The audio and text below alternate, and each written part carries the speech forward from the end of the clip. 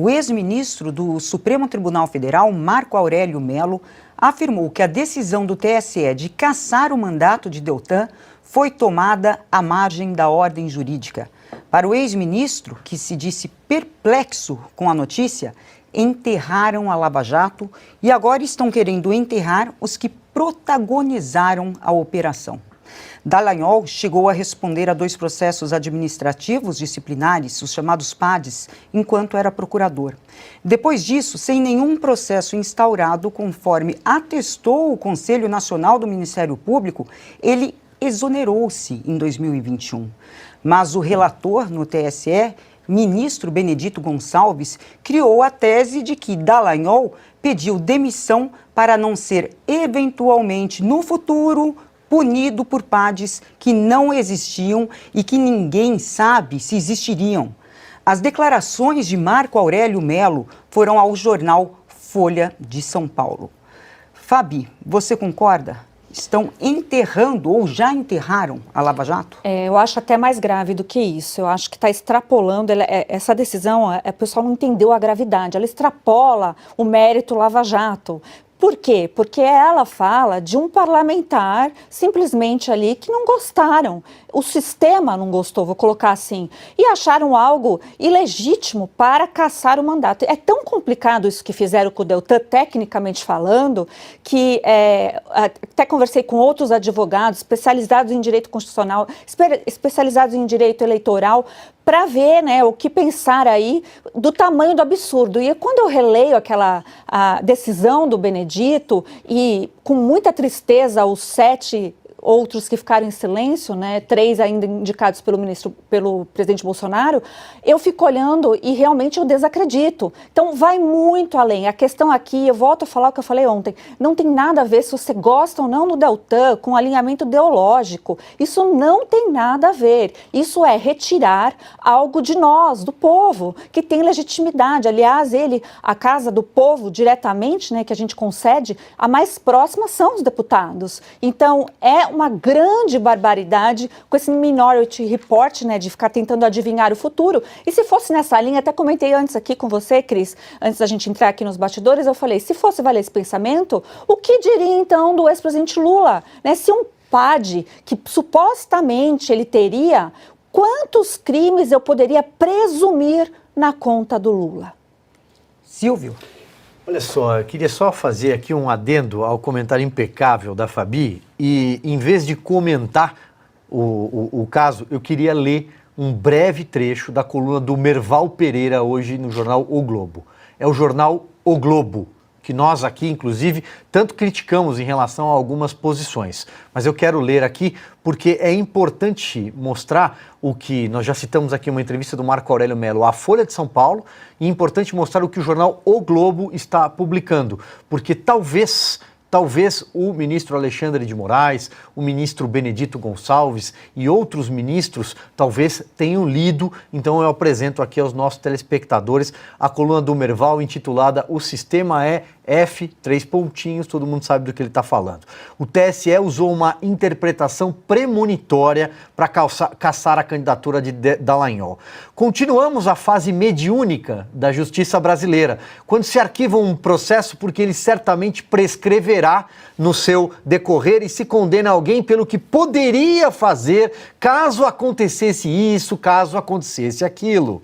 Tudo faz parte, no entanto, de um esquema organizado para liberar condenados e condenar os que condenaram.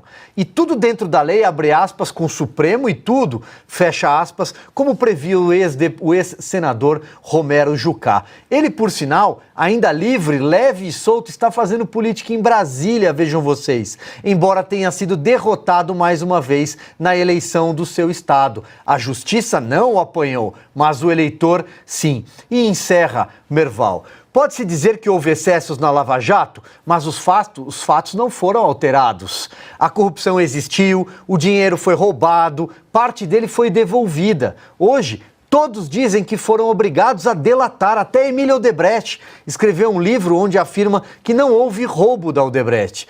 Palocci também quer desdizer o que disse, alegando ter sido pressionado. Como disse o Capitão Nascimento, personagem de Tropa de Elite, o sistema é 3 pontinhos.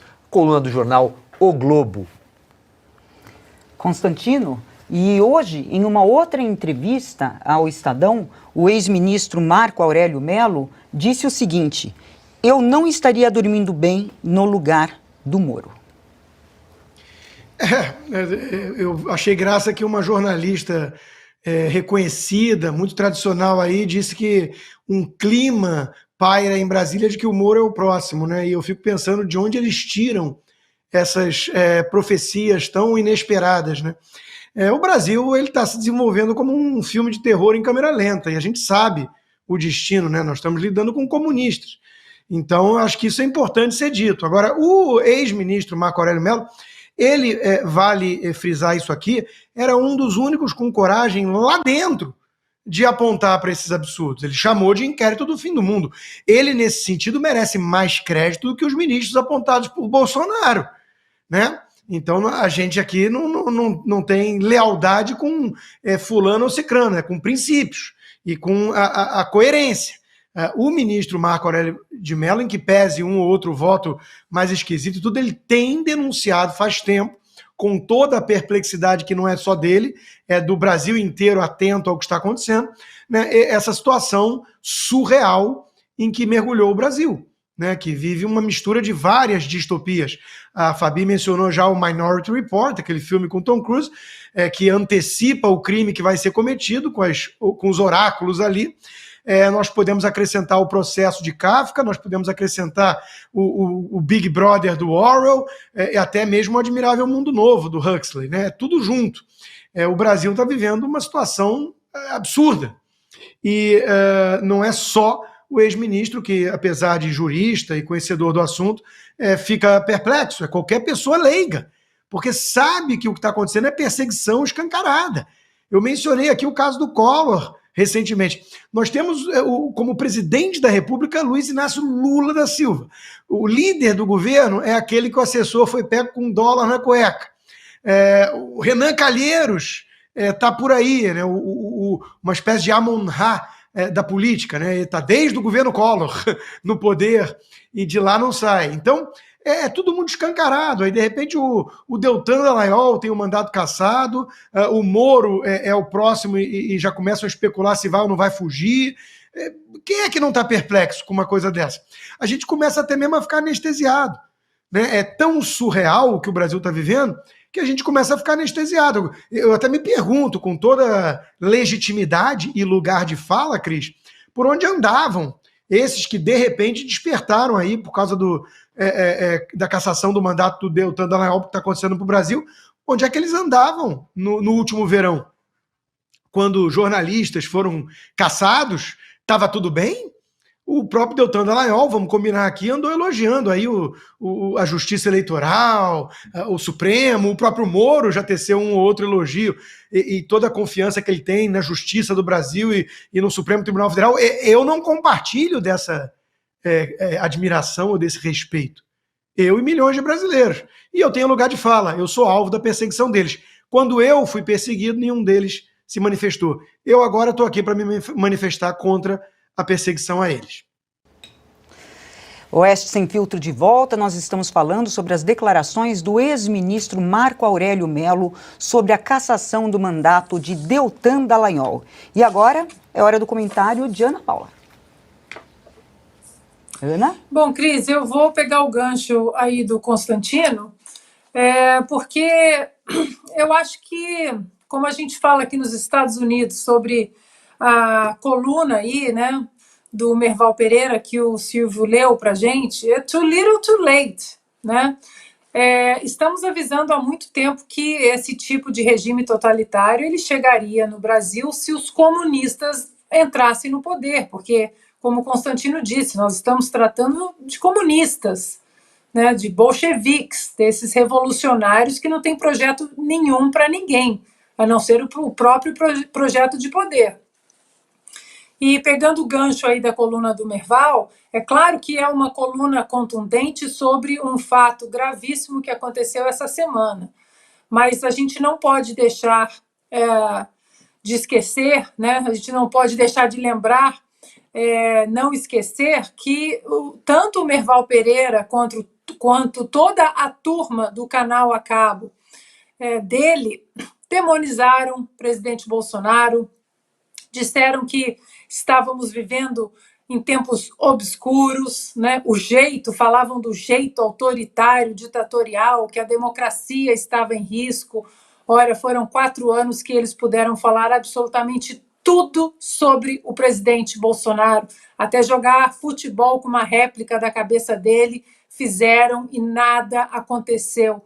A imprensa, inclusive a do Merval e o Merval, eles distorceram, eles mentiram, eles empurraram narrativas falsas, eles erraram, mas depois eles não deram a errata, eles não corrigiram, e nós avisávamos. Esse empenho em demonizar um governo com defeitos, mas que eram defeitos pontuais, críticas pontuais, elas sempre são precisas e precisam acontecer. Nenhum governo pode governar com absoluta tranquilidade. Temos que cobrar, e a gente cobrava aqui do presidente Bolsonaro e de todos os ministros, mas era um governo virtuoso, sem corrupção, que não tinha medo de falar com a imprensa, que não tinha medo de discutir. O presidente Bolsonaro sempre tratou bem a imprensa, até que começaram a distorcer as falas dele. Então, o Merval, a turma do canal do Merval, nós avisamos que essa guilhotina desses jacobinos, que os comunistas eles viriam para todo mundo. Agora eles estão preocupados porque chegaram, eles como lavajatistas, a guilhotina chegou exatamente na turma da Lava Jato. Aqui continuaremos defendendo o certo, o correto, seja para o Deltan, seja para o Moro, seja para o PCO, seja para o Daniel Silveira. Aqui nós defendemos o império das leis, mas nós não vamos esquecer o que vocês fizeram e como vocês demonizaram e desumanizaram um presidente da República.